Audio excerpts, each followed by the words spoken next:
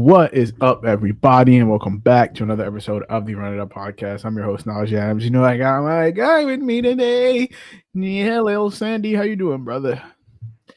Chilling, man. It's been a hell of a week. It's been Just a had weird a birthday, day, bro. last week. You I was did in just New have a York with birthday. you. Yes, sir. That's So why we we didn't could have record last week. recorded, but I was like, Yeah. I don't feel like it. I just didn't feel like it. Yeah, that's Just why we wanted didn't to record chill. last week. We watched the Yankees We- lose in dramatic fashion. We did. We watched the Yankees lose. We watched the Lakers lose on TV. We watched We watched the the Heat get game. Nuggets. We watched the Nuggets get smoked. We watched Well, the not Nuggets get smoked. smoked. We watched Westbrook throw the game away. We watched the Heat get gained by Ja Morant. It's good. Yeah, and then throw grenades into the crowd. Yeah. So it was a fun week. And then this past weekend, I went to Dreamville Festival, which was pretty lit. Yes, There that was was the mad last people one, there, right? like last one. Was I there don't any, know like, if J. Cole surprise? himself is gonna. I mean, people. I think like 2 or 3 people bought out guests. But the second day we kind of missed half of it because we got stuck at brunch, fucking bum ass place.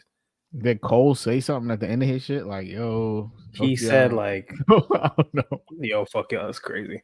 He said something like this. They're telling me like this is the last one. Like I don't know where we're going from here, but there will be another festival here next year. Oh, And right, Dreamville is running it, but like J. Cole might not have as big of a hand in it as he does right now. Yeah, I feel that. But yeah, bro, it's been a cool little week. Today's been weird. Me and Chris trying to cook almost burnt their goddamn house down. So we had to settle for McDonald's. If tip to y'all, if you're listening to this, if someone tells you to put broccoli in the air fryer for 30 minutes at 400, do not listen to them because that shit just cooked our entire meal. I'm really not gonna don't lie. need like 7 minutes, shit bro. was cooked. You know, it was one of them like TikTok. This is how you build a quick 20-minute TikTok air fryer, one pot. And I'm like, one pot. Yeah. I was like, cool, we gonna have a nice little quick dinner. No, sir. Ordered McDonald's, boy. So yeah, so that's been my day, bro. Today we're gonna do the bulk of the pod. I honestly, to keep it a buck with y'all, we going on vibes. The bulk of the pod, it was supposed to be QB rankings and our NBA awards, but then my day got turned all the way upside down. So we have our top 5 QBs in this NFL draft that we'll talk about. We'll go through a mock draft. I'm gonna share the screen. We're gonna get turned on this little StreamYard. It's the first time we sharing a screen on the pod, so work with us. You might see some cuts in the edit because it might take a while to get there, but we gonna get there. And AKA Najee's ass. yeah, it takes a little bit. And then but before we get into that, we'll talk about just like the state of the NBA right now. I think the playoffs start next Saturday. Play-in starts on the 15th. The play-in starts next Wednesday. Wednesday? No, next Tuesday. Yeah. Tuesday, Wednesday, one of them. Yeah. And so we'll talk about who we think ends up being the 2 play-in teams, the 7 and 8 teams in both conferences. We'll talk about kind of the whole Mavs Luka thing.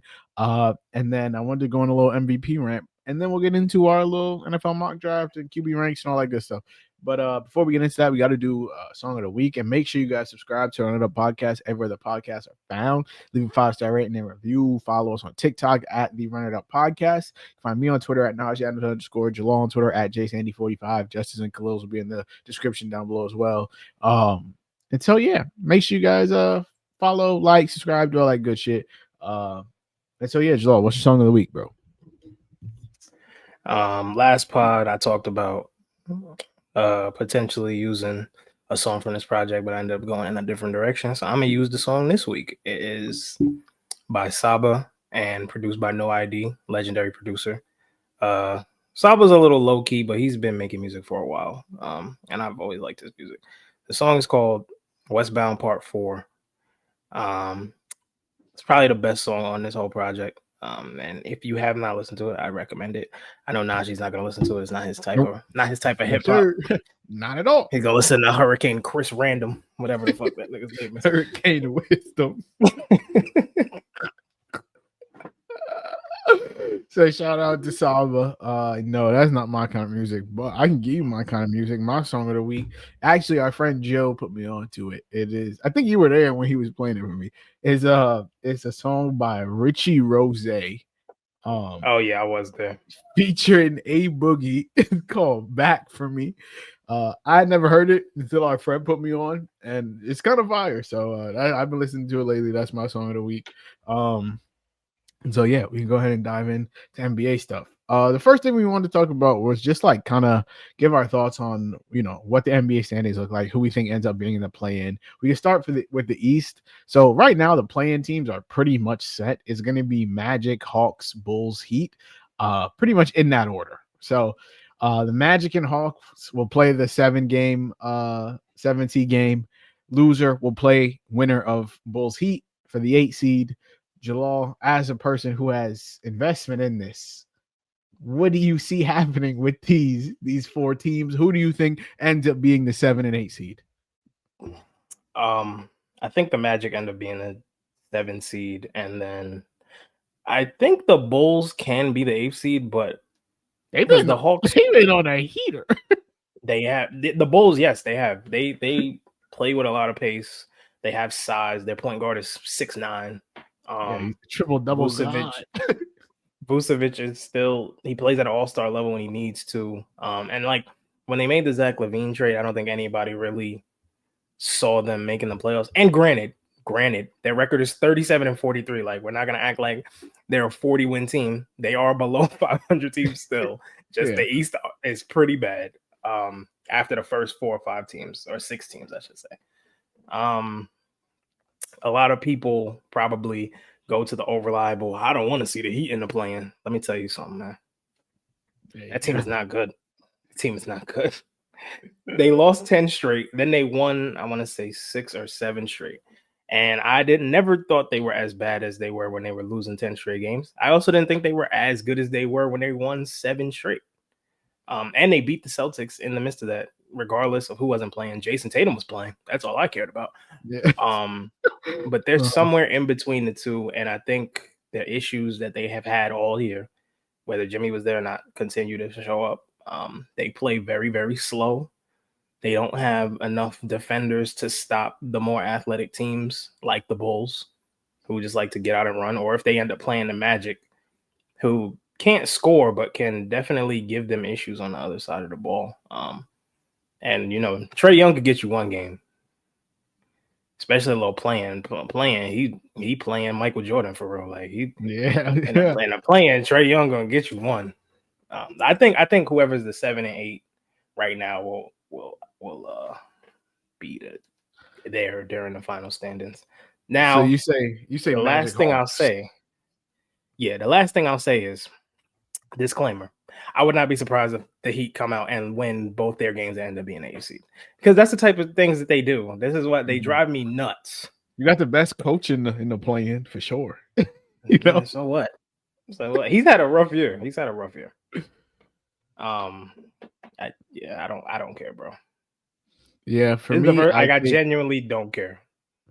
I take the Magic. I look at for me, I guess it matters how you've been playing leading into the play-in. And so the Magic are 8-2 in their last 10.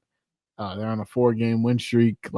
They've been playing really well. Paolo's kind of turned it on recently.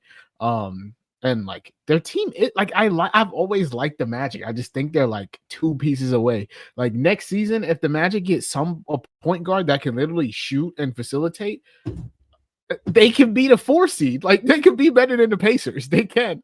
And so I think that for me, I'll take the Magic as the 7 seed. I think they win that game versus the Hawks. And then I'm gonna say the Bulls make the 8 seed. I think they beat the Heat, and then I think they beat the Hawks. And so there's literally one game separating. The Hawks have 37 wins, the Bulls have 37 wins, the Heat have 36 wins. They're all the same caliber of team. And the Magic have 40. Yeah. So it's they're all the same caliber team, and the Bulls are 7-3 in their last 10. So are the Heat, to be honest. But I just I'm kind of scarred by the Bulls because they packed us up twice in the last 2 weeks. So I'm clearly high on the Bulls. Brother, we played 3 times in the last month and they've smacked us every single time. So I'm like, we gotta play them again. Josh Giddey just had a triple double last night, bro. I've seen this movie already. We don't have to keep doing this. So I will say I don't agree with well, I agree with the sentiment what you say about the Magic needing a point guard that can shoot and facilitate, but we just saw that happen with the Suns. We were like, oh my God, they got Tyus Jones for the cheap, and it's a point guard that can shoot and facilitate, and it did not work. So I mean, we'll see. We'll see. I think they need more of an impactful big man, like a rim protector who can kind of like a Jalen Duren type that can rebound, catch lobs. Yeah, I think they're like 2 pieces away. I think they're 2 pieces away, but I think the 2 pieces they already have, and Paolo and Franz, and I guess Suggs, 3 pieces. I think those are 3 good pieces. Like we've got 3 out of the 5 of your starting lineup. Like we just got to figure out the other guard. He is, but I'm saying like moving forward, they like those are their 3 foundational pieces. Like we have 3 of our 5 starters. We just need to fill out the other 2. And then like, Jet Howard and all of them can come off the bench and be cool. We got Anthony Black and all of that. We can have a good bench unit, but let's really solidify the starters because right now they have really size. Like they have an insane amount of size. Like from the 3 to the 5, everybody's 6'9" and taller. Yeah, like I think my final prediction is Magic Bulls. Magic would end up playing the Celtics. I think they get clapped in 5, and the Bulls would end up playing the Cavs. Shit. I want to see what the Cavs do. I think they probably I can see the Bulls getting swept for sure. I think the Celtics like to fuck off games though. So it's like, oh yeah. They do, yeah. They might give up one. Yeah, I think they like to fuck off games, so they might give one up and then it's like, oh, and they just smacked them. The West is it's a fuck fest in the West. So there's from the 3 seed to the 8 seed, there is a 2.5 game difference.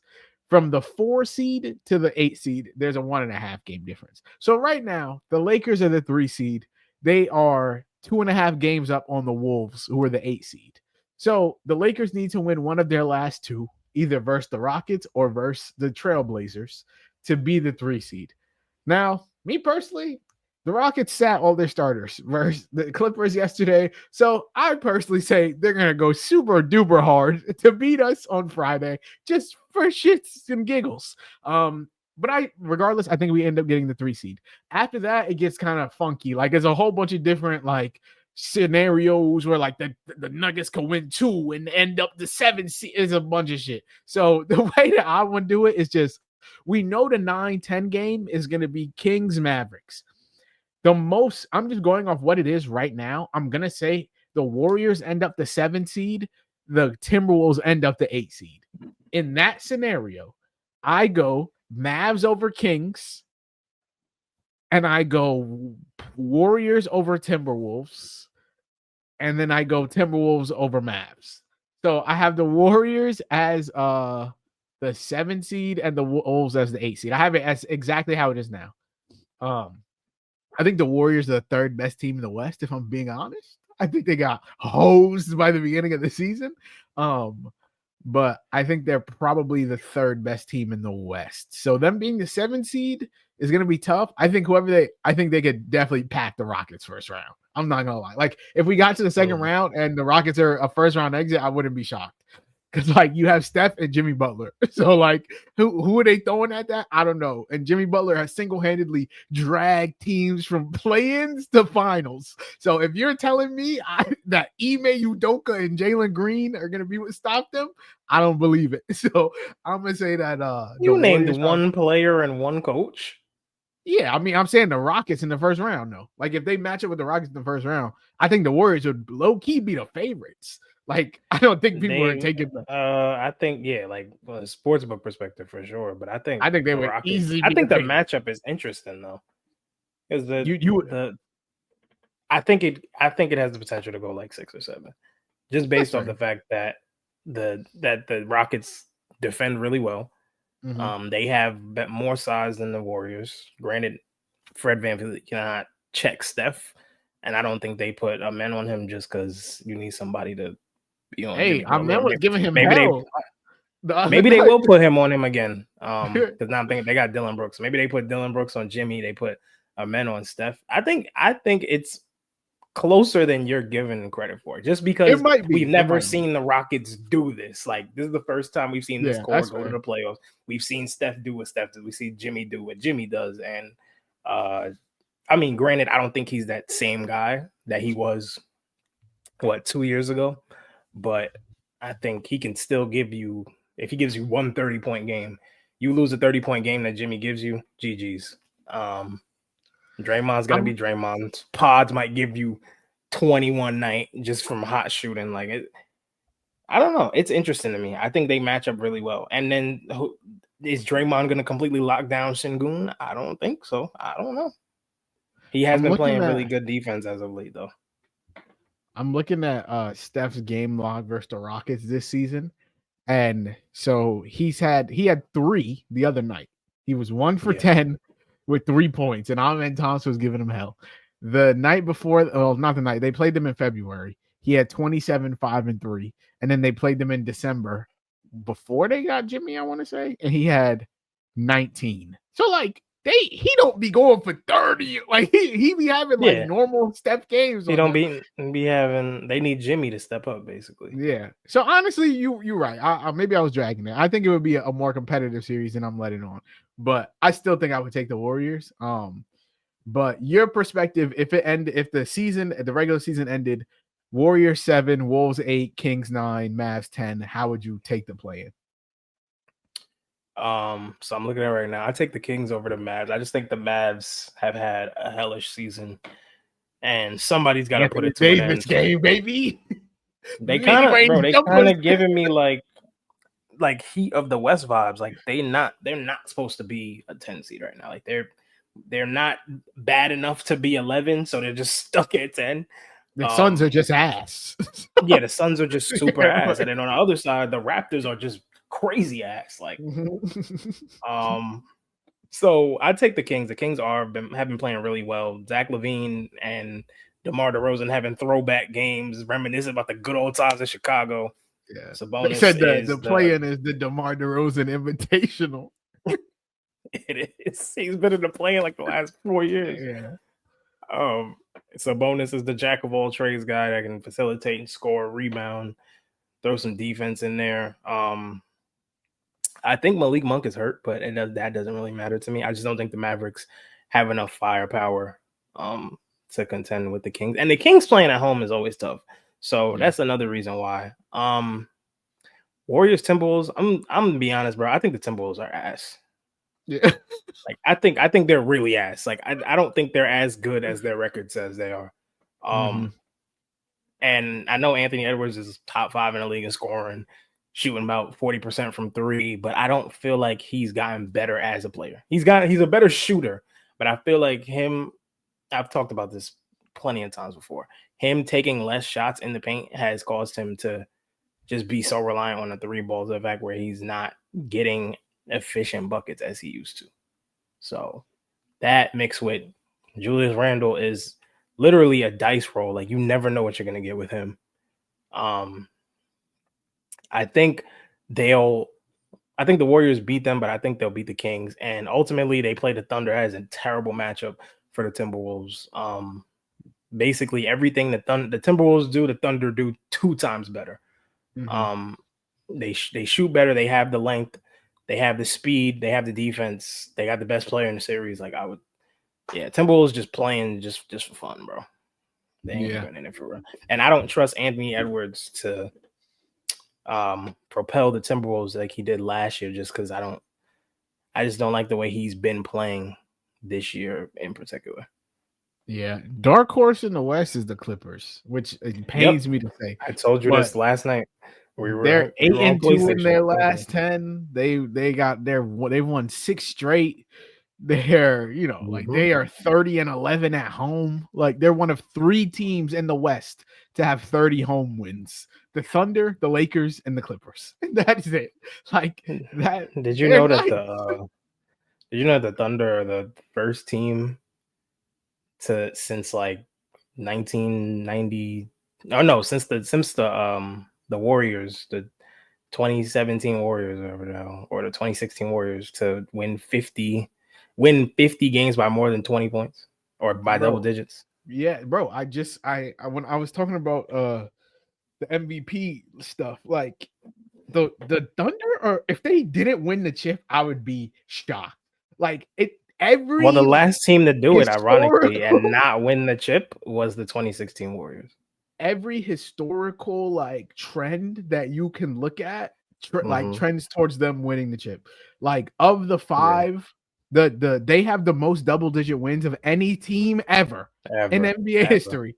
The other 4 teams in the top 5 all won the chip. Mhm. They have the best point differential per game of any team in NBA history. The other 5 teams all won the chip.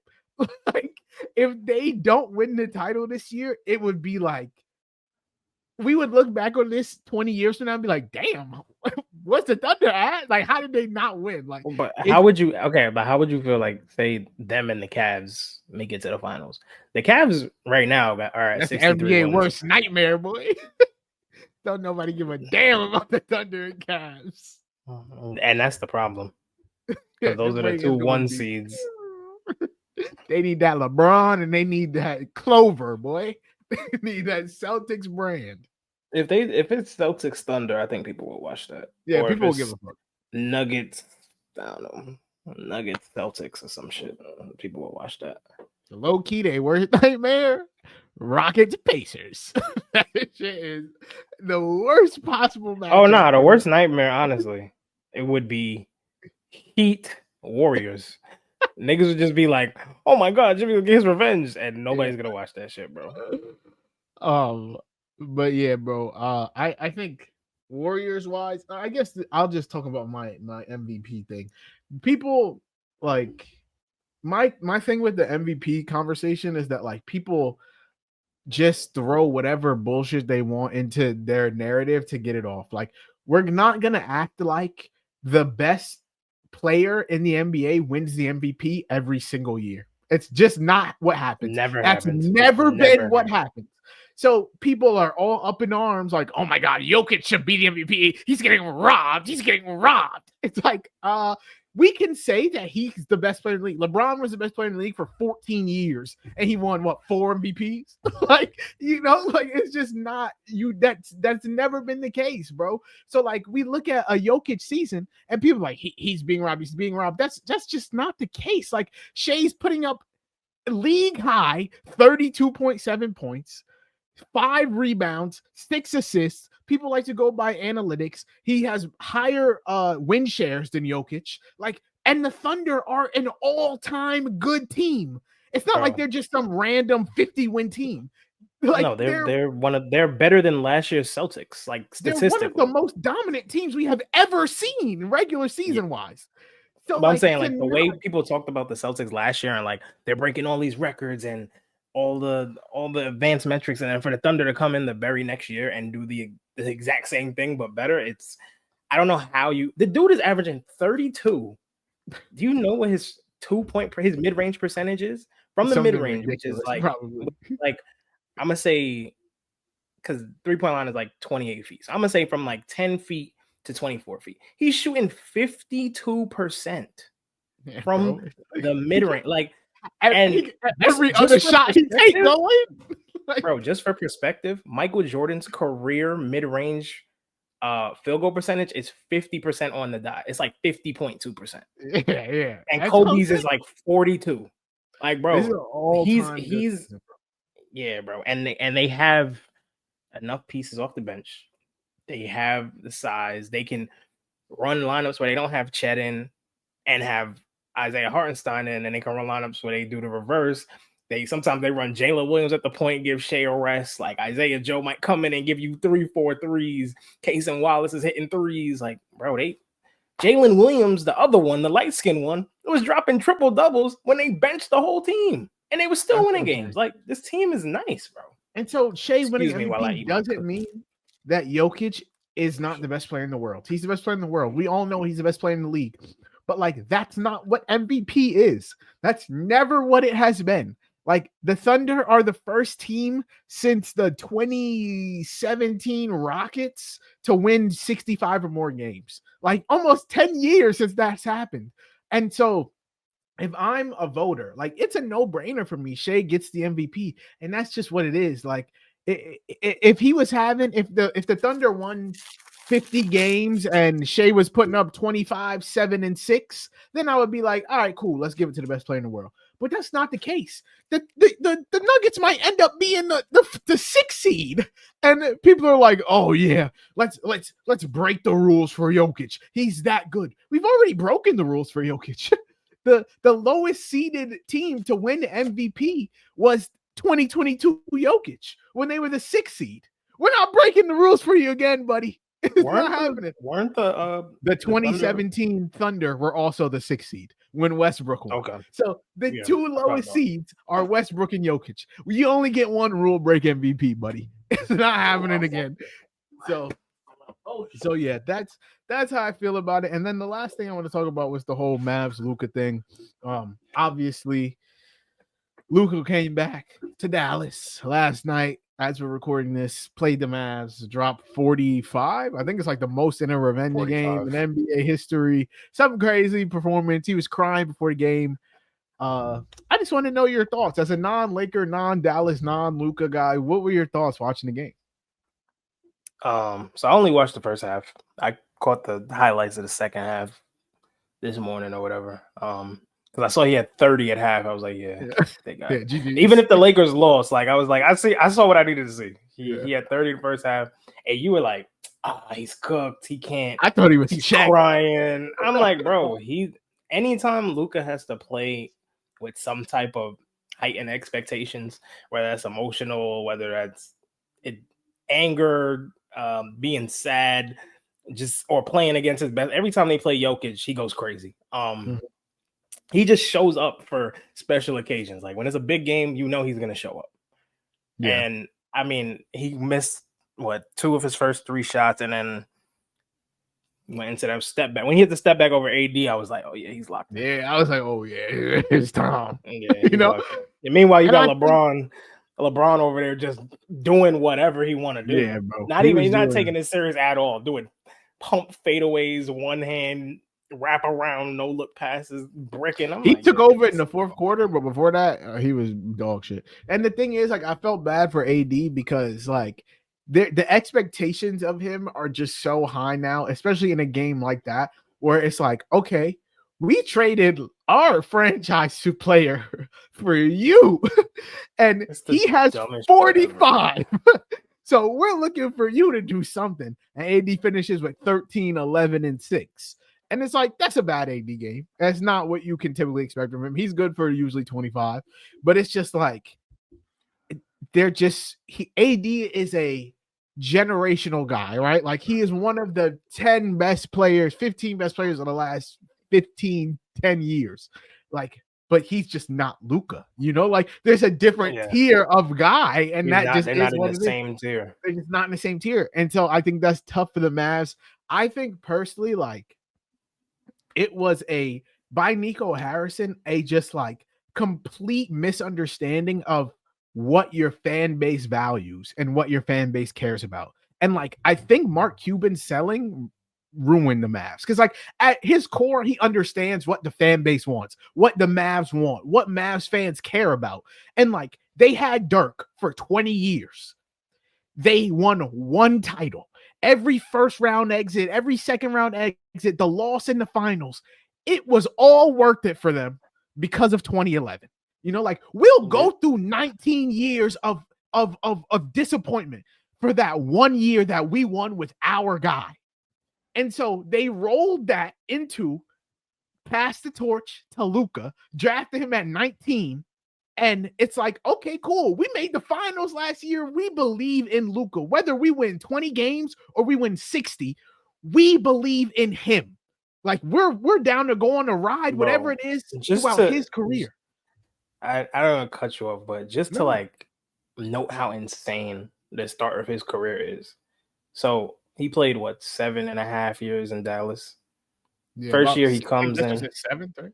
This is his 7th? Okay, 6.5. First year he wins Rookie of the Year. Cool. That's what you draft a guy. Technically, he got drafted at 5, but you draft him at 3, quote unquote.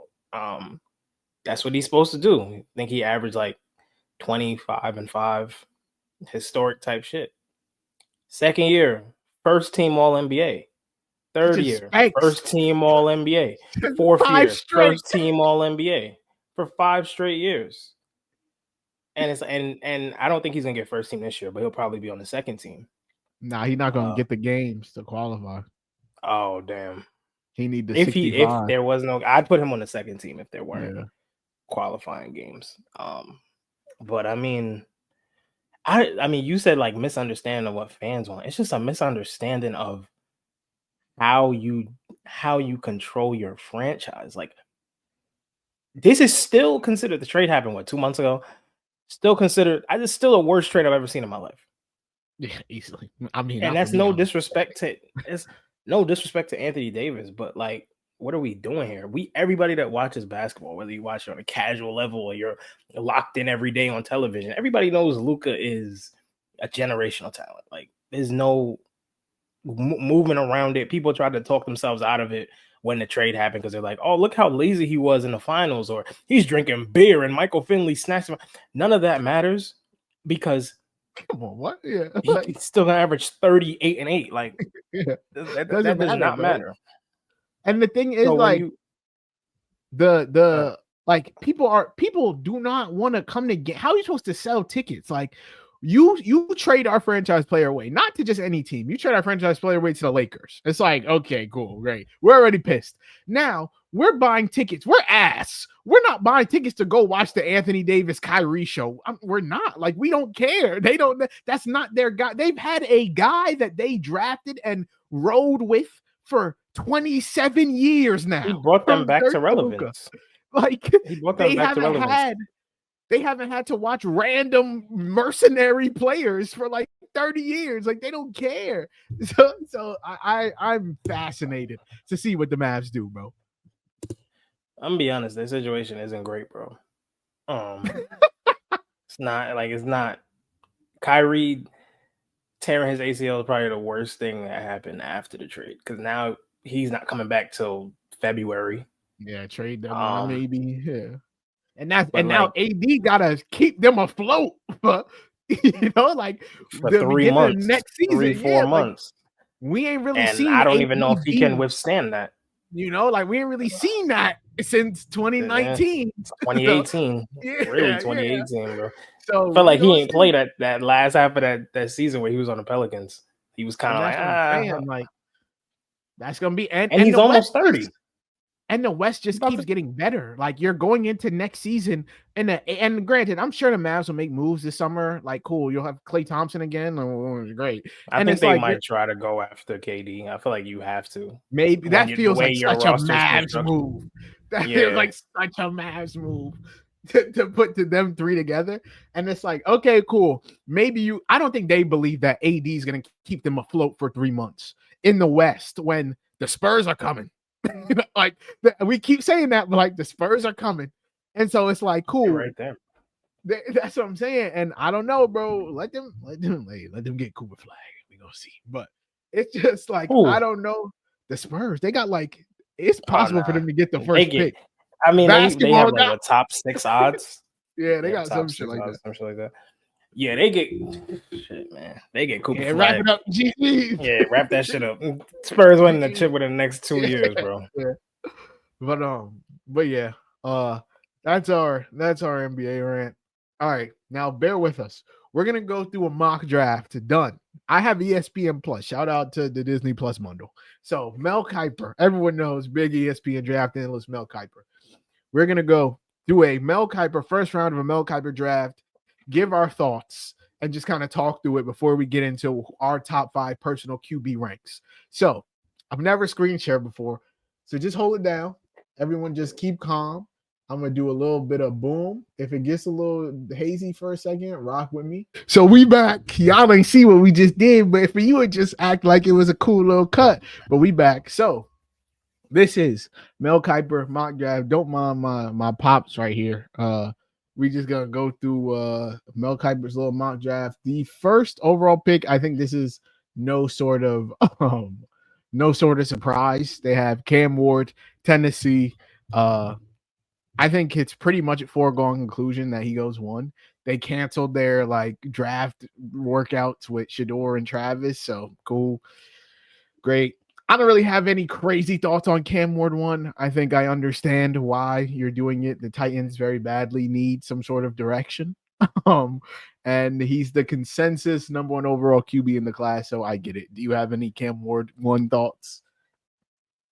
Nah, I just the era that we are in now with draft analysis and the way news is broken, I feel like the mystique of having a top 5 pick is completely gone. Like yesterday or day before, news came out that the Browns thinking about taking Travis Hunter. So now it's like, okay, we know Cam Ward's going 1, but we got to sit in front of our TV for 10 minutes and watch these dudes talk on the phone for 10 minutes. They're them to tell us the pick is in. Then it takes 2 minutes for Roger Goodell to come out of the tunnel.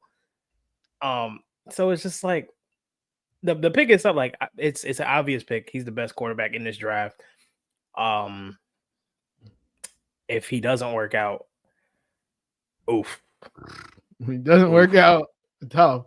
I think that because they just took Will Levis 2 years ago, and before that they took Malik Willis 2 years before that. So like, they've been reaching for a quarterback for a while. I think Cam Ward has the tools to be a really good quarterback. I think he needs some work, but I don't think he's a project. Like I just think he cut his turnovers down and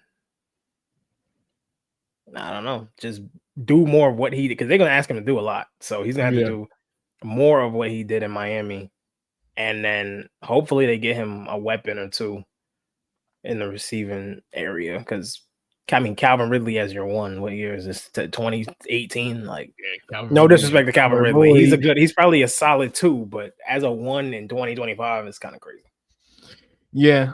I think that one is pretty much going to happen. This one is Cleveland Browns take Travis Hunter. I think there's been so much more smoke to this over like the past couple weeks, past couple days, honestly. I like it for the Browns, if I'm being honest. Like, I think if I'm the Browns and I've gone through the Deshaun Watson saga, and it's like, what do I sell to my fans? Because like Myles Garrett wanted out 3 weeks ago. We decided to get him back. Deshaun Watson is no longer really on the team. We don't have a QB. Nick Chubb, who's been our franchise guy, he's also not coming back. So like, let's just take the best player available and figure it out. And I think that that's a great thing to do. For me, Travis Hunter is the best player available. I think he's the best wide receiver in the class. I think the Browns already said that they intend to use him at wide receiver.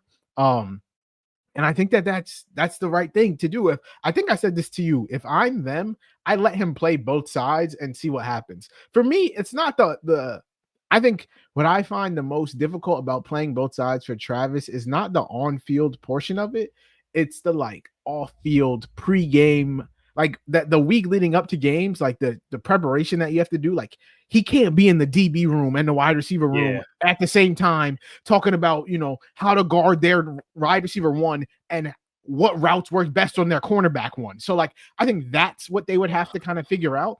And granted, if I'm the Browns and I'm using the 2nd overall pick on Travis Hunter during the summer, I'm committing to, hey, we're going to revolve our schedule around making sure he can be in both meetings, and that just is what it is. And so I'll probably do that. I'm cool with them taking Travis Hunter. I love it for them. If it's between Travis Hunter and Abdul Carter, who's hurt, I'm taking Travis Hunter. So how do you feel about it?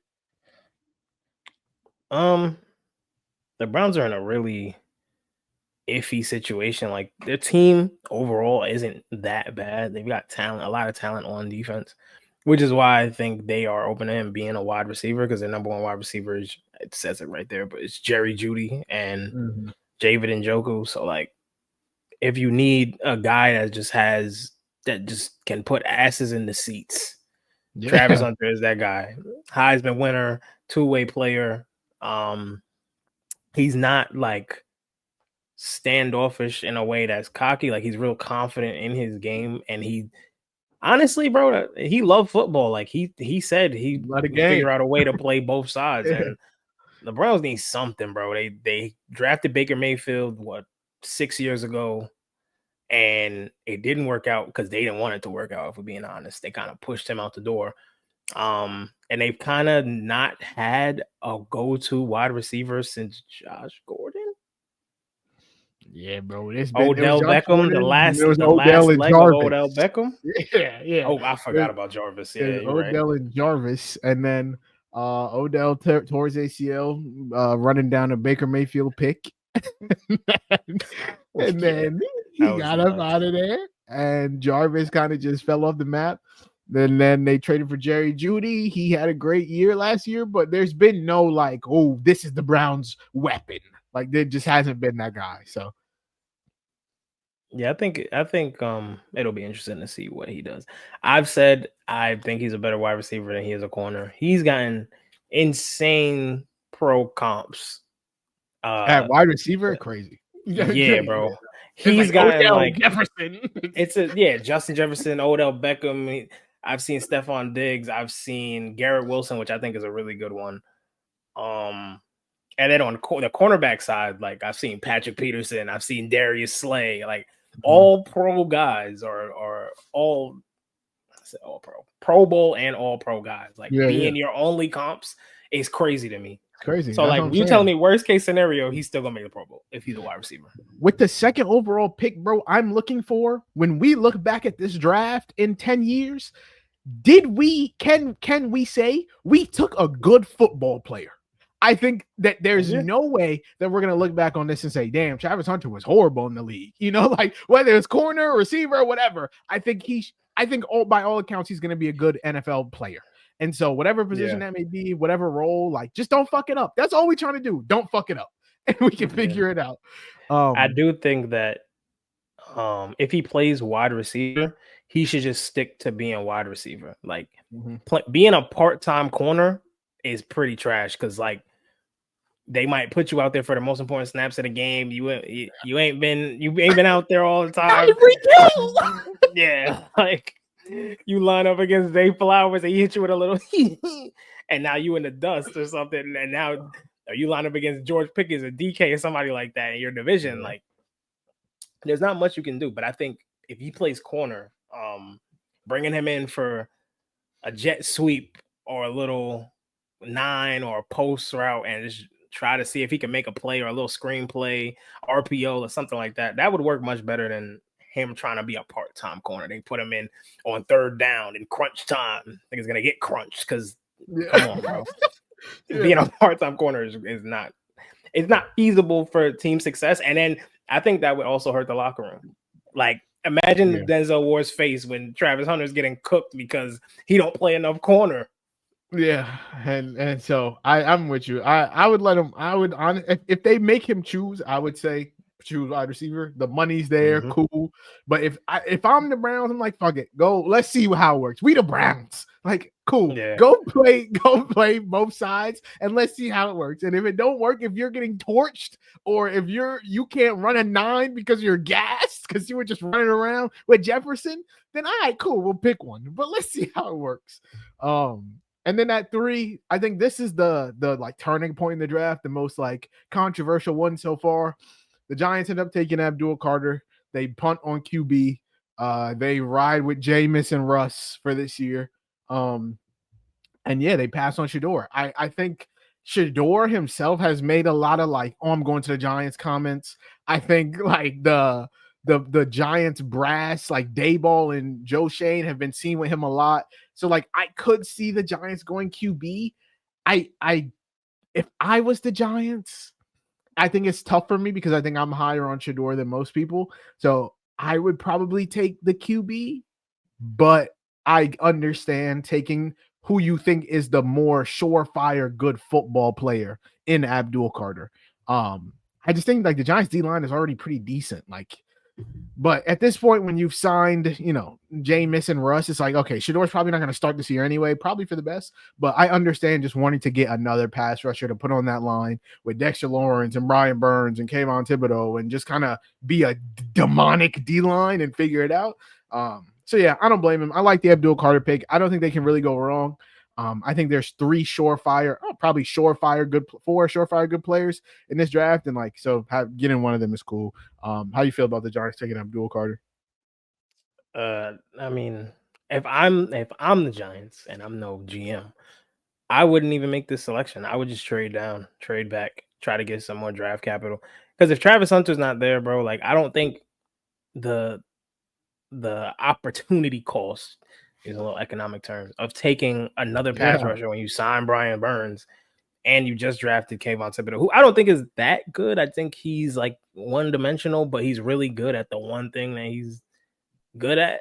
You have Dexter Lawrence, cool, one of the best interior D linemen in the league. So it would help, but I don't know. Like the offense would still be remedial. You still got like even though you sign Russell Wilson, you sign Jameis, like we know Russ limitations, we know Jameis limitations. Picking Shedeur is not going to change that. Neither is picking Abdul Carter. I just think the Giants need a better roster around whoever they're trying to build this team. Because that's the other thing. Like, who are you building this team around? Malik Neighbors, brother. That's their best player. So their best player is Dexter Lawrence for real. But like offensively, I think like it's figured out around Malik Neighbors. Like I don't necessarily think Tyrone Tracy's the answer at running back either for them. You know, like I think they just kind of running back is like subjective, bro. Like you don't even have to have a stud. Like I know we saw Saquon go crazy last year and Derrick Henry go absolutely nuts, but you don't need an elite running back to. The Chiefs were winning with Pacheco and shit like that. You know, like you can figure it out. They were throwing Samaje Perine out there on third down. Like, you'll be all right. But my thing with the Giants is like, cool, but why not trade back? You need a corner, you need a linebacker, you need another receiver, you need a tackle. Like QB isn't, I guess, because you have filler QBs, I guess you could say. Bridges.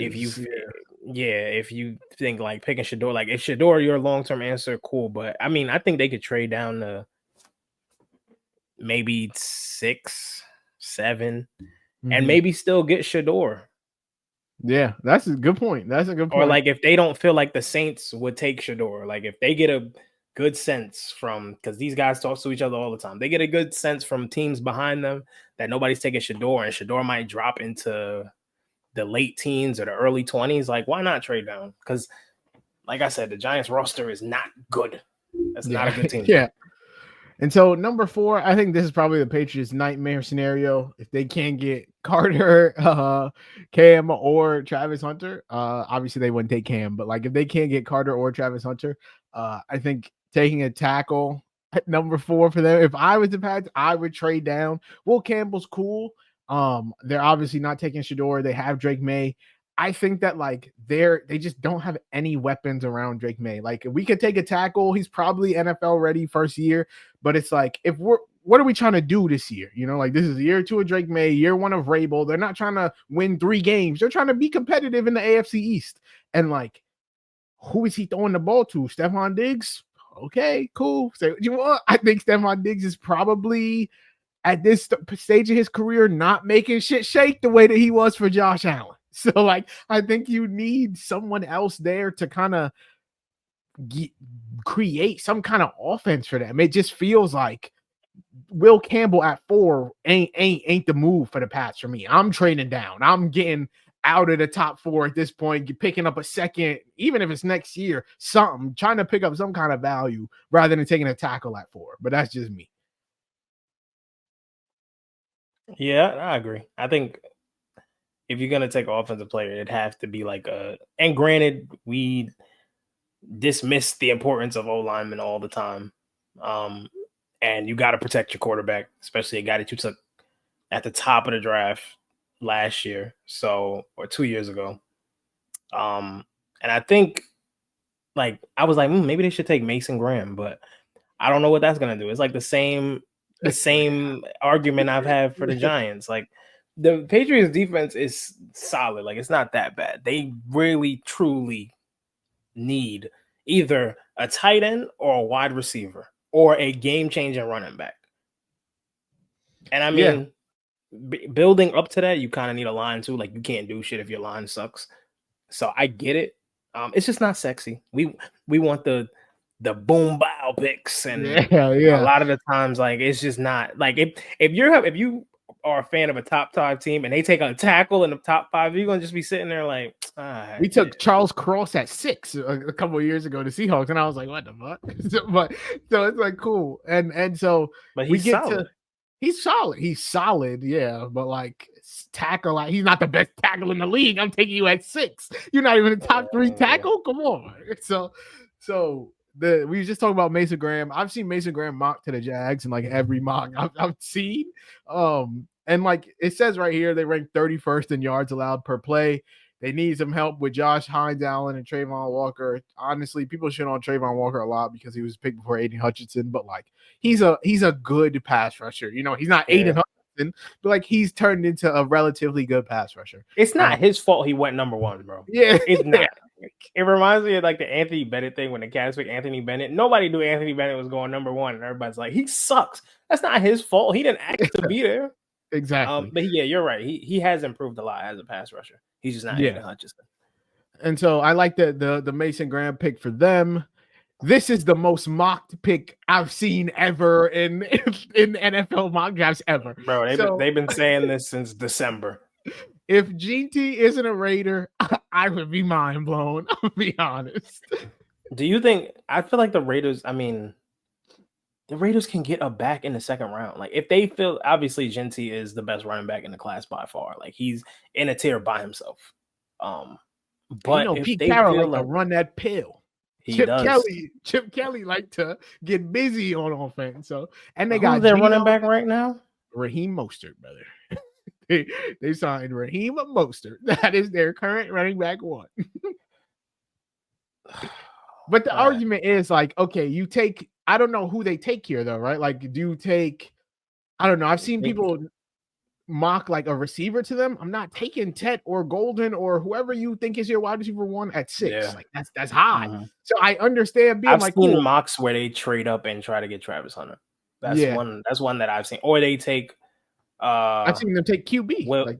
I've seen them take Will Johnson. Mm-hmm. But they trade down and take Will Johnson. So like Genty is the easy one, but honestly, bro, I see a world where he doesn't even go to the Raiders. I think, and I hope it doesn't happen. I'm about to say, I don't want to see that man in my division. I'm gonna be honest with you. But if the Bears take him, that's a great pick. DeAndre the Bears apparently said they would trade up to take him, and so it's like you'd have to get above 6. Do they take? I mean, did the Jags trade down to 10? I don't think the Jags trade down because the Jags trade down to 10 to take to get for the Bears to take GT. I don't know, but overall, I don't hate it. I understand taking the best player. Like, we're trying to rebuild. Like, cool, take the best player here and keep it pushing. See, I like this pick for the Jets because we try to protect Justin Fields, baby. So I get it. Who is we? Justin Fields Hive is trying to protect Justin Fields, but the Jets are also trying to. We're not drafting Jaxson Dart. We're not taking Shedeur 7. We believe in Justin, so we're gonna take Armand Membu and try and protect our guy. A nice tackle. Justin Fields has only been behind dog shit O-lines ever. So, like, let's try and put a decent line around him and see what it looks like. Why don't we? So, I enjoy this for the Jets. That's probably the best tackle left on the board after Will Campbell. So, yeah, I'm totally down for this for the Jets. It was last time they took a tackle, it burned them. So, I mean, I hope this one works out. They took Mekhi Becton years ago, and he never turned out to what he was supposed to be, and then he goes to the Eagles, they make him a guard, and he wins a championship. Crazy. And so, where are we stopping at 10? Yeah, we're gonna stop at 10. I've seen a lot of Tyler Warren, but I don't know. I don't know that we're taking tight end 7, to be honest. They need weapons too, though. Yeah, that's true. But I feel like you could find someone in the second round, third round, figure it out. Jalen Walker to the Panthers. The Panthers need just about everything on defense outside of cornerback 1. So I don't mind it. And nose tackle. Yeah, he's probably the best linebacker in the draft outside of Abdul Carter. And so, yeah, it says literally right here they were the worst in the NFL in yards allowed per play, yards allowed per rush, opponent QBR, points per game. They were just getting destroyed on all aspects of defense. So you probably take the you best played linebacker on the fantasy board. football and your players were playing the Panthers, brother, it was licking your chops. Especially if you had a team that played in their division. So you Bijan Robinson owners had a great year. Yeah.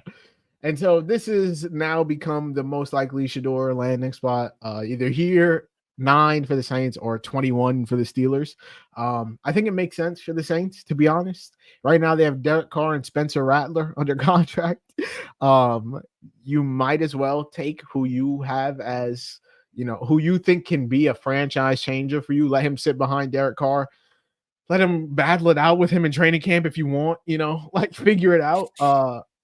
Rather than take some, random player who might not be like, if we go back and look at this in a couple of years and Shedeur is the 17th best QB in the league, that's probably better than whoever else they could have taken here. So I don't mind it for them. But would you be upset if they took Shedeur at 9?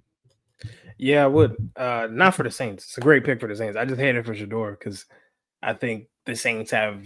Well, no, I don't think they have the worst cap situation in the NFL by far because they refused to rebuild, so they just kept restructuring contract. Now they're still paying Alvin Kamara. They don't know the state of Chris Olave's health really long term. A lot of the guys they drafted they got Taysom Hill locked up though. Yeah, sure. A lot of the guys they drafted 2017, like Ryan Ramczyk and Marshawn Lattimore and Alvin Kamara, like that whole class, that was a great class for them. And they didn't re-sign any of those guys because they were still paying Drew Brees. They were paying Michael Thomas crazy money. Like they've mismanaged their cap situation for the last 5-6 years. And now it's come back to bite them. I don't want to see Shedeur Sanders in that situation. And granted, I think he's a fine quarterback.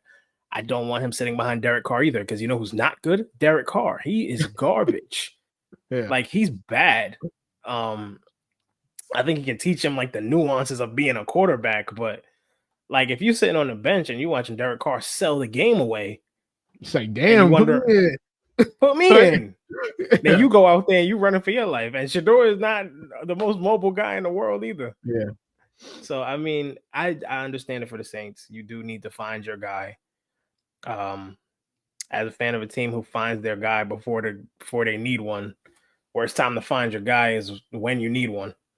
So I think desperation comes in and guys kind of reach. I don't think this is a reach for the situation. It kind of reminds me of the Broncos taking Bo Nix last year, which I thought was a reach, but it's worked out for them. So I mean, it could. Who knows? We don't know anything. We just come on here and talk. It does give Falcons Penix vibes. Like sit behind how he sat behind Kirk Cousins, and then halfway through the season, it's like, yeah, we gonna go ahead and start Penix. Like I can see the same thing happening here with the Saints. And then the last pick, unwavering faith in Derek Carr for no reason. Yeah, I don't even know why they re-signed him. The last pick we'll talk about is Tyler Warren to the Bears at 10. I think Ben Johnson is trying to build Lions 2.0 until he gets his little, they need a tight end. Cole Kmet ain't a receiving tight end. That boy, get that boy in. He's an offensive lineman. So we try to find our Sam Laporta. And so they end up taking the best tight end in the draft and Tyler Warren. They already have like what should be a pretty electric offense. Like DeAndre Swift isn't horrible. He's not. Obviously, Genty makes them good, but I think DeAndre Swift can put up a good in a Ben Johnson offense. DeAndre Swift can give you, even though Ben Johnson low-key hates DeAndre Swift, but he can put up. He can give you 1,000. DeAndre Swift had 300 touches last year. Yeah, he did. He was god awful. He had like a little stretch where he played well, but then I looked at the teams he played, and I'm like, bro, you played all of the worst teams in the league. And they also had like one of the worst offensive lines in the league. You're dealing with Caleb Williams airmailing passes. There's a lot. Like no one really had a good season last year. Everyone was bad. Everyone was bad. Yeah, so it's tough to just except Keenan Allen. Yeah, Keenan Allen was the only one that had a good season. And so talking to the top 10 here, Tyler Warren, I'm cool with it. I think he's probably the best just like overall player left, so I don't mind it for the Bears. Yeah. That's a perfect pick for them, especially if Genty's not there. I think I think he's what people thought Michael Mayer was gonna be a few years ago. Like Yeah, he's shout actually out Michael Mayer. they absolutely cucked Michael Mayer, bro. Like they drafted him and they're like, oh, Brock Bowers is here. Let's take Brock Bowers. Yeah. Like that is crazy to me. You took the guy first round and then you turn around and take another tight end first round. And it's not a Gronk Aaron Hernandez situation where you're using both guys. They don't really use Michael Mayer enough to justify that first round pick, but I like it. It's cool. Yeah, I'm looking through the rest of the draft here. The only thing that stood out to me for real was Omarion Hampton to the Cowboys. Get it, cool. They signed Javonte and Miles Sanders, so good luck with that. Matthew Golden Cardinals. They need a wide receiver too, so I get it. I'm not even talking about if we take a tackle at 18. I'm pissed. No surprise. Pat McMillan to the Broncos. Cool. They I need like a wide that for receiver. him. Yeah, I like that for him too. They need a one. Derek Harmon to the Steelers. Gray Zabel. He gets mounted to the Seahawks all the time. You guys get an outside linebacker from Georgia. Oh, yeah. Mike Williams. I like that. Oh, I like that. Then the only other meaningful, this is pretty meaningful. Jaxson Dart to the Rams is would be a people would love to talk about that. That's a Jordan Love situation. Yeah. Just sit behind Stafford for what, 2 more years?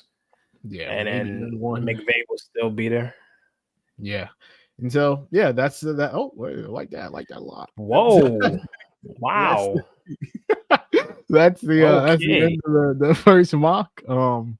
And yeah, deal with it as we get back to the normal layout and we talk about our top 5 QBs. And we're back. So here we are. To end the episode, we're going to talk through our personal top 5 QBs in the NFL draft. Last year, we did not record an episode, but I've said on here before, Jaden Daniels was my QB1 in my heart, and I got fooled into saying Caleb Williams QB1 because I fell into the hype. So I'm going to be honest with y'all. This is based off my opinion and my vibes and what I think about the quarterbacks. And so it might be a couple hot takes, but my top 5 quarterbacks are as such. Jalal, do you want to start us off and give us your QB1? Nah, you go ahead because I already know who yours is. Great. Mine's is Shedeur Sanders. So yeah, I knew that. My QB1 is Primetime Son. And I felt like this. The entire season. You can go back and look at my tweets. I was been saying Shedeur is the best quarterback in the class. And it's not because I think part of the reason I was saying that at first was because I'm a Gators fan and Cam Ward played us week 1 and just shit on us. And I was like, you know what? Yeah. The rest of the season, I wanted Cam Ward hate watch. But I don't think that anymore. I'm clearly very over it. Shout out to Cam Ward. Fuck Miami. It's good things going on. But for me, when I look at Shedeur and Cam Ward, I'm looking at who I think will be the longer-term NFL starter. And I think Shedeur's floor is way higher than Cam Ward's. I just think Cam Ward's ceiling is higher. And so I understand why the Titans are like, okay, cool. We're going to take the guy with the higher ceiling. Now, I think that we look back at this in 10 years and there's a possibility. I think the chances of Cam Ward ending up being a bad quarterback are just higher than the chances of Shedeur being a bad quarterback. And I think people being like, oh, I think the Shedeur discourse is just gone to a different level. People are like, oh, he's it's not even about football. It's not even about football. Bro. It's not. People are like, oh, he should be undrafted. I've been undrafted a grade on him. No, he's not. Come on, what are we talking about?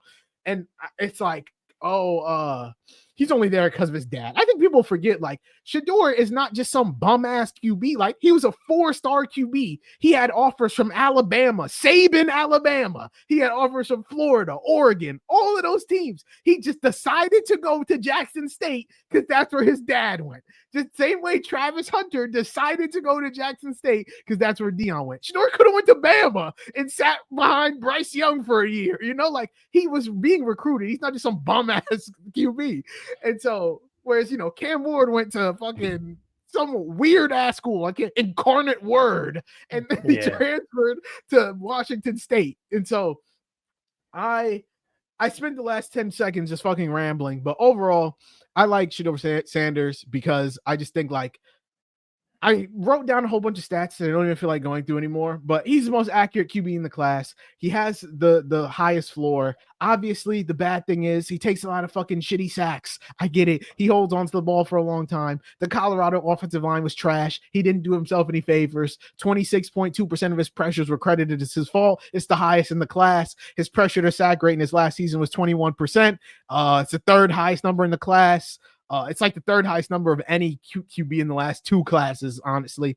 But overall, I just think he was dealt a lot of shitty things at Colorado, and he was able to like withstand every single ounce of it. And people might say he was playing with Travis Hunter and Cam Ward was playing with Xavier Restrepo, and that's the difference. But Miami was also just a better offensive line and honestly a better team, to be honest. So I could tell you a bunch of shit about why statistically I think he's my favorite QB, but I don't really feel like doing that anymore because I just think I proved my point. So for me, Shedeur Sanders is my QB1. I know it's a hot take, but I think I'm right. So who's your QB1, Jalal?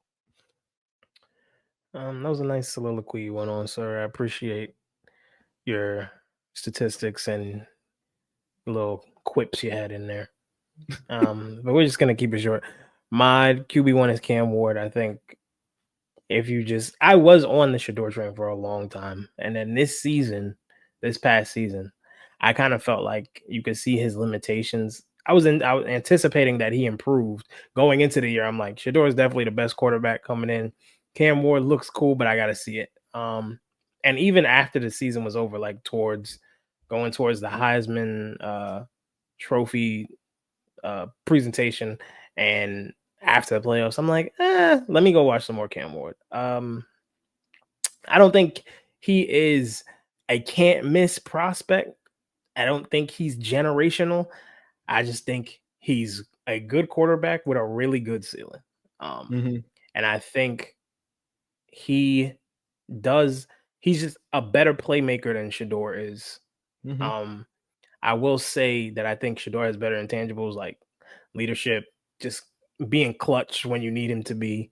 He has better touch on his short area throws, but Cam's arm is better. His anticipation with scrambling is better. His decision making is about the same to me. I think Cam takes more chances just because he thinks he has the greatest arm in the world. He truly is. It's the same, and that's why last spot I compared him to Jordan Love, which is the comp he's been getting a lot of, and that's part of the reason why, just because Jordan Love does the exact same thing. But I can talk about Shedeur a little bit. I'd have him number 2. So I like him. Don't love him. I want to see more because I feel like Colorado's offense is very limited. Like they don't even run RPOs. He kind of just sits in the shotgun. Dog shit. It's very simple. It's a very simple offense. And I think, like you said, their O-line is trash. Has been trash for the last 2 years, and he's made it work for what he's working with. Granted, you have Travis Hunter. Jimmy Horn ain't bad either. Like I like Jimmy Horn. He's fast as shit. And if I had like a comp for both of these guys, I already said Jordan Love for Cam Ward. I would say like for Shedeur, like a mix of like a Jared Goff and like Tua a little bit. Like he's not spectacular, but he just does a lot of the little things really well. And if it's an offense where he's got to do quick hitters on slants or hitch routes or RPOs, like I feel like he can master that. It's the deep throws with anticipation, getting outside of the pocket and trying to make a play. That's where he struggles. And then sometimes he rushes throws, and that's where he turns the ball over a little bit. But I mean, hey, we don't know nothing about quarterback. Is the hardest position to evaluate. It's so difficult, bro. It's so landing spot based. Like it's landing spot. It's what you're what scheme you're comfortable in, what competition you played against, mental. Like it's so much. Like who's your coordinators and like, do you have good teammates? Does your GM like you? Does the owner like you? You got a racist owner? Like, there's so much that goes into it. Having a regularized job. Yeah. Yeah, and the only thing, the last thing I'll say about Shedeur is that like a lot of people will say that like, oh, he can't throw the deep ball. He has his arm isn't powerful. Like he doesn't have like elite arm strength, or they'll say he's like a screen merchant or like a Travis Hunter merchant. And like he attempted more passes under 10 yards than anyone in the draft. Also, though, 15.5% of his throws were deep balls, which is higher than Cam Ward. And of his 44 deep ball targets, he was about 66% of them, which is also higher than Cam Ward and higher than anyone in the 2023 class. And the only two people higher than him last year were Jaden and Drake May. So higher than Caleb Williams. So like he can throw the deep ball. I just think that a lot of people feel like, oh, he doesn't have a fucking Josh Allen arm. So it's like, hey, most people don't have Josh Allen arms. Cam Ward has a special arm. He does. But like, you know, when you look at like the top deep, like Jared Goff throws a fuck ton of deep balls. He don't got this special arm. Baker Mayfield does a fuck ton of deep shots. He don't got a special arm. Drew Brees threw a shit ton of deep balls. He don't have a special arm. Like, you don't got to be, you know, Patrick Mahomes to be able to throw the ball deep. You got to throw the ball accurately, which I think Shedeur is the most accurate QB in this class by far. But my QB2 is Mr. Cameron Ward. And I think that it's not far off. Like, I don't think that like Shedeur is in this different tier. Like I think they are the top two QBs in the draft regardless, and then there's like a massive tier break. And like I said, I think his floor is lower, but his ceiling is like way higher. Incredible arm talent, great velocity, great athlete. Like you said, he's like fearless to a fault sometimes. He's willing to like attack the middle of the field more than pretty much any quarterback in the class. His success rate on outs, digs, and curls were 90% or higher, which I want to say was like top of the class. And he was top 3 amongst all quarterbacks in passing touchdowns, passer rating, and passing yards per attempt. So like he's a gunslinger. Like he's throwing 45 passes a game for 400 yards. Like he's putting up a lot of numbers in your offense. The only negatives is that under pressure, he does kind of, you know, short circuit a little bit. Between Shedeur, Milroe, and Dart, Cam Ward had the lowest success rate against zone of any of them. So like pressuring him, making him read defenses post snap, you can get him into a little bit of like a tizzy, but like I think he'll figure it out. It's all about landing spot. Like that's why I'm worried about the Titans, where it's like if he's put into a situation where he's got to do like a lot year one, I think it could look a little bit bad for bro after the first year. Because I do think that he does need a little bit of, you know, help pre-snap, post-snap, and I don't know that we should be putting him into these outrageous situations with Calvin Ridley year one. But I think overall he'll probably figure it out and he'll be fine. I think after those two, it gets a little bit weird. So I'm interested to see who your QB3 is. I mean, I don't like it. Like I don't like this prospect at all. It's Jaxson Dart. It's Jaxson Dart. But I don't. No. I think whoever you thought I was about to say, he's probably on my list. I just didn't have him 3. But I'm watching, and I'm like, there's nothing special to me about Jaxson Dart. No, it's not there. He doesn't. He doesn't have a special arm. Accuracy is inconsistent. He can.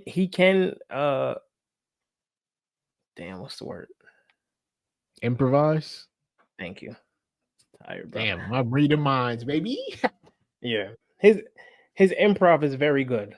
And he did play in the SEC, which is always tough. I just think he's very mid, and I think teams they do this every single year. They fall in love with the white quarterback that has the generic quarterback build. Yeah.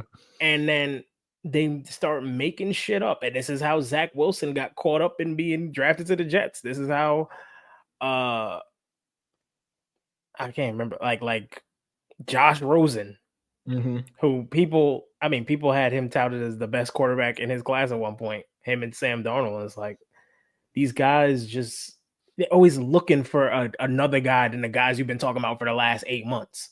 And honestly, like it's just not there. He's the 2 guys that I have, but behind him, I think they can be better quarterbacks than he will be, depending on what team he goes to. Like if he goes to the Giants, he might be all right. Like I could see him being a Walmart Eli. Just hey neighbors, go catch this. Yeah. You know? Yeah. But if he goes to the Browns, I don't trust that, especially if they don't have Travis Hunter. I don't trust that he would be successful. He's just out there freestyling shit. He might look a little bit like Will Levis at times. Yeah, for me, Dart is on my list. He's not my QB3 though. My QB3, I said this last week. I'm my Jalen Milroe guy. So if I'm a team and Shedeur and Cam are gone, Jalen Milroe is the next guy I'm taking. I admit that I'm probably higher on him than most. I think he has the potential, but like if I look at this draft class and I say, let's pretend every single quarterback reaches their absolute ceiling. Whose ceiling is the highest? I think it's Jalen Milroe. And so if I'm drafting based on that, I think Jaxson Dart is a dart throw, no pun intended. I think Will Howard, dart throw, Quinn Ewers, dart throw, Dylan Gabriel, dart throw, Tyler Show, dart throw. So I'm taking a dart throw on the guy that I think has the highest ceiling in the class. As a passer, obviously very raw.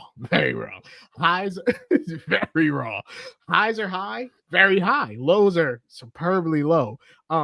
But like that game versus Georgia was probably the best game of any, like stakes included, talent included. That was probably one of the best games I watched. He was 27 for 33, 374 passing yards, 2 touchdowns, and a pick, ran for another 117 and 2. But then again, South Carolina and Oklahoma, he looked like dog shit. So, it oscillates. It goes back and forth. He does have probably the best raw arm strength in the class. And people like to say like, oh, he can't throw. 81% success rate. We're throwing the ball in the middle of the field. 59% success rate on go balls. That's higher than Cam Ward. 71% on posts. Higher than Cam Ward. 66% on comebacks. Higher than Cam Ward. So like, I think he is probably a slightly worse passer than Jaxson Dart and a way better rusher than Jaxson Dart. So like if I'm taking a shot on one of them, for me, it's Jaxson Dart. Like he's not Lamar Jackson, but I don't think he's Malik Willis. Like I think Malik Willis could not throw the ball whatsoever. I think, Jalen Milroe got something in him. I think he's closer to like Jalen Hurts, Justin Fields. And I've been on record saying that like I don't think Justin Fields skill-wise is that far off Jalen Hurts. I just think Justin Fields got drafted by the Bears. Hurts got drafted to the Eagles. Justin Fields got Darnell Mooney, Cole Kmet, and Khalil Herbert. Jalen Hurts got AJ Brown, Devonta Smith, Saquon Barkley, and the best offensive line in the NFL. So, like, I think that if Jalen Milroe needs to go to a great situation for him to end up being like reaching his ceiling. And so for me, like, I looked at his top 30 visits. He took visits with the Rams, the Seahawks, the Giants, the Browns. The Browns, no, please, no. The Giants, I don't think, even though that mock said it, I don't think that's the move.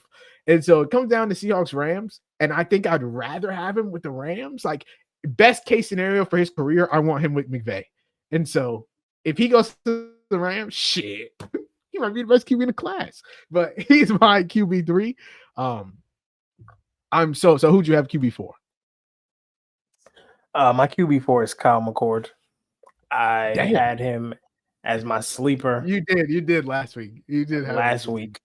And honestly, bro, I just like the way he plays. He's a gunslinger. He don't care who's down the field. He don't care who's guarding him. He don't care about what they running. He ain't never seen a throw he didn't like. Yeah. And honestly, if you're taking a guy in the 3rd, 4th round, why not take a shot with McCord? I mean, I think he's better than Quinn Ewers. I used to love Quinn Ewers, bro. Yeah, bro. I think Will Howard, I can make a case he's better than Will Howard. Don't talk to me about Tyler Slow, whatever his name is. Don't care about him.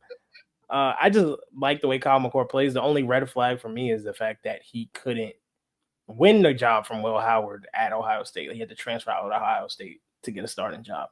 But I mean, Syracuse offense was not that bad. And I think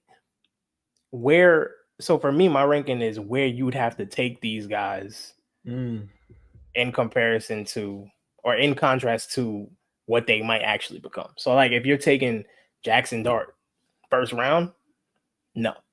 If you're taking Kyle McCord 3rd, 4th round, absolutely. Yeah, absolutely. It's about value. Like Yeah, like the value of where I feel like they would be taken.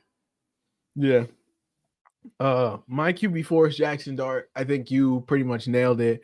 There's nothing really special about him. When you take out the 4 easiest games competition wise, so like Furman, Middle Tennessee State, Georgia Southern, and Wake Forest, he's tied with Quinn Ewers for the worst success rate versus man coverage in the class. He does operate the short level the short game stuff at a pretty high level, and like that's what Ole Miss and Lane Kiffin do over there. He has 100% success rate on check downs. Like he doesn't really miss the easy stuff, which I think is like good to have because it raises your floor. And the one thing about Jaxson Dart that I do like is that like he's been like this season he was really good against the blitz. 92.8 PFF grade, highest grade of any QB in this class versus the blitz. 8.8% big time throw rate when blitzed.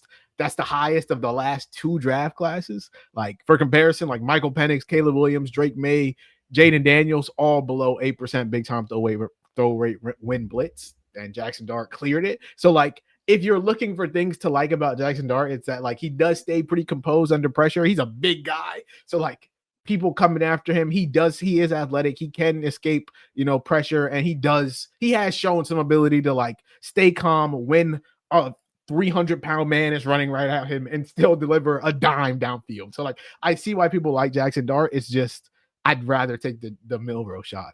And then my last QB, unfortunately, Mr. Kyle McCord did not make it on my list. I chose Will Howard. I don't know if you watched the QB school video John Gruden did with him on Barstool, but that shit was electric. I'm not gonna lie. I was going back and forth on who I wanted my QB5 to be because I love me some Quinn Ewers just because like I'm a sucker for like high school pedigree, and he's like a 5-star. Like there was clearly something there. But like I watched that QB school video and I was like, nah, Will Howard got it for me. He was also like to bounce back from losing to Michigan and just fucking rip off 4 wins in the college football playoff and just be like damn near perfect. Those are easily the 4 best games of his career. And he is like a Josh Allen build. I don't think he's Josh Allen, but like he's a big guy, good arm strength. Like he's kind of like a mid quarterback. Like he could be the 25th best QB in the league if you're taking him in the 5th round, and I'm cool with that. So for me, Will Howard ended up as my QB5, absolute game manager, but we'll take it. Who would you have as your last QB? My last QB is Jalen Milroe. Woo! I agree with you on his ceiling, but I think, oh man, so I've been burned before, right? Yeah, he's the Anthony Richardson guy. I wouldn't say I'm an Anthony Richardson guy, but I bought into the what if he maxes out at his ceiling argument. I've already been there. Lamar? Yeah, right. What if he's Michael Vick? Like that's probably not happening. And I think like it's hard to build around a rushing quarterback because let's be honest, if they play him year 1, he ain't throwing at all. They're gonna be running wildcats. They're gonna be running check downs. He is not throwing the ball deep because honestly, I feel like against the blitz in the NFL, college blitz, NFL blitz, not the same thing. Teams are going to bum rush him. No matter where he plays. I think he's a phenomenal athlete. He can't be a year 1 starter. He just can't. If we give a fuck about him being good, he can't be a year 1 starter. They can't. The team, whoever drafts him, cannot do what the Colts did to Anthony Richardson. Don't draft a project and start him year 1. Yeah. And I think he's super athletic. He's electric to watch. I don't think he has the greatest arm, but it's not bad. So that's why I think he gets a lot of the Jalen Hurts comps. But if he goes to the right team, like you said, the Rams, I think if he goes to, I don't know, I think him being in the Seahawks is not that bad. Like if he went to the Seahawks, that's not terrible. I would get behind him. That's my franchise QB, baby. But the thing is, like Lamar didn't really start year 1 either. Like he was behind Joe. I think he started the second half. He started like a couple games, but like he threw 170 passes. He threw 6 touchdowns and 3 picks. Like it's not like they was like, "Hey, Lamar, save us." Week 1, he set. They eased him into it, and then the year after, he was the MVP. Like Nothing. it takes a little bit of time. So like not everyone is gonna be just come in and just dime you up. Like CJ Stroud was a anomaly, and then he came back year 2 and was like, he might not be who we thought he was. Like everybody not gonna be Jaden Daniels. So yeah, I hope they give my son a little bit of leeway. And like Anthony Richardson should not have started. No, he shouldn't have. Like, not at all. And now they're in a situation where like could not start, might not even be the quarterback like next year. Like you took him at top 3. Yeah, like so it's crazy I don't know, to me, bro. like how teams really sell their soul to draft a quarterback because they're sold on tools and not what you actually watching. And granted, Anthony Richardson's film, when it's good, looks insane. Like his arm is absurd. He's a crazy athlete. He has one of the best combines of any QB ever. On the flip side of that, I don't know why the Colts thought they were in any type of situation to just throw a raw talent, really just a raw athlete, because his accuracy is still not refined. He can't stay healthy. And I just don't want to see the same thing happen to Jalen Milroe, because I feel like you got to learn, bro. Like, let other teams make the mistakes that you don't need to make. Like, if you see teams flame out with Anthony Richardson, if you're planning on taking Jalen Milroe, don't take him first round. I wouldn't even take him second round, to be honest with you. Third round, okay. Because at that point, you're not drafting a guy in the third round to be your day 1 starter, fuck it, day 100 starter. And if he comes out in training camp and he's just fucking better than your starter, okay, maybe. But that's probably not going to happen. The only team that might happen with is the Browns. Yeah. They don't even have a starter. The Browns don't have a quarterback. Yeah, they don't have a quarterback. Before we get up out of here, we got to hit the TikTok. So I'm going to ask you. I'm going to say a quarterback. You tell me, you're building a franchise. Would you rather have this quarterback or Cam Ward? So we'll start it off. What? I was gonna propose this as an idea when we did our mock, like the full mock draft that we supposed to do. All right, cool. So would you rather Cam Ward or Bryce Young? I love me some Bryce. You do. I would take Bryce. Even though, like, I think I like Carolina's situation. That's a tiny bit more than I like the Titans. So just for that, and I think Bryce is he's not good, but so it's I'm not giving up. I'm not giving up on him. I'll just say Bryce for now, just because I haven't seen Cam in the league, and I mean Bryce was better than Cam was in college. So. Cam Ward or Trevor Lawrence? Hey, it's coming up on that time for T-Law. You gotta show me something. Yeah, man. I think. Oh man, these are tough. All these guys suck. All these guys are bad. I'll take Cam. Two players who have never played a snap of real NFL football: Cam Ward or JJ McCarthy.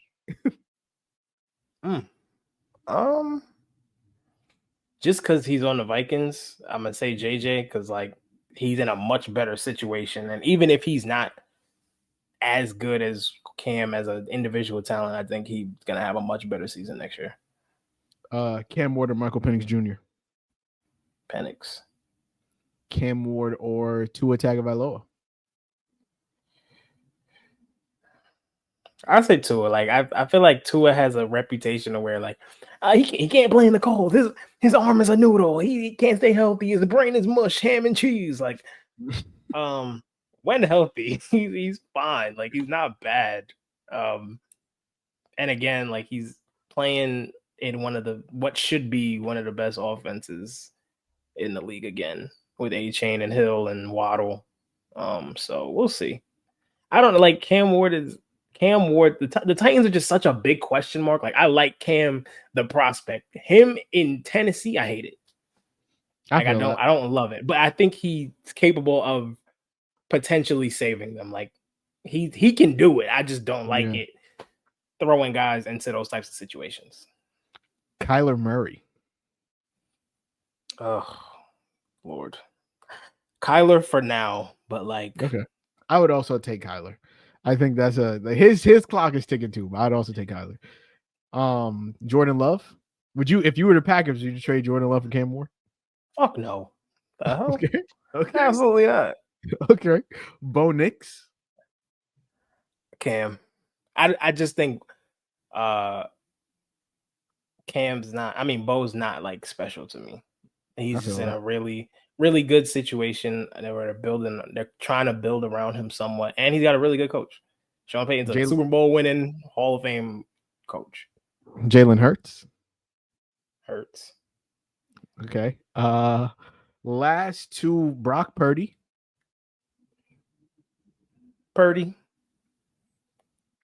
Anthony Richardson. Oh, Cam. And Justin Fields. Cam. Okay, cool. So there we have it. Mm-hmm. But there we go. I mean, I'm taking Justin over Cam. So I'm basically saying Bryce Young better than Anthony Richardson and Justin Fields, which I think is not that bad. That's not that crazy. I don't think you said any hot takes, to be honest. So that should be calm. People on TikTok just like to be angry anyway, so we good. Make sure you guys subscribe to the fuck them. Make sure you guys subscribe to the Run It Up podcast everywhere that podcasts are found. Leave a 5-star rating and review. Follow us on TikTok at the Run It Up podcast. You can find me on Twitter at Najee Jalaal, on Twitter at JSandy45_. Justice and Khalil also in the description down below. Song of the week in the description down below. Hope you guys enjoyed the episode. And without further ado, I hope you guys have a litty day, a litty night, a litty life. And just like we do on every episode of this podcast, make sure y'all go run it up.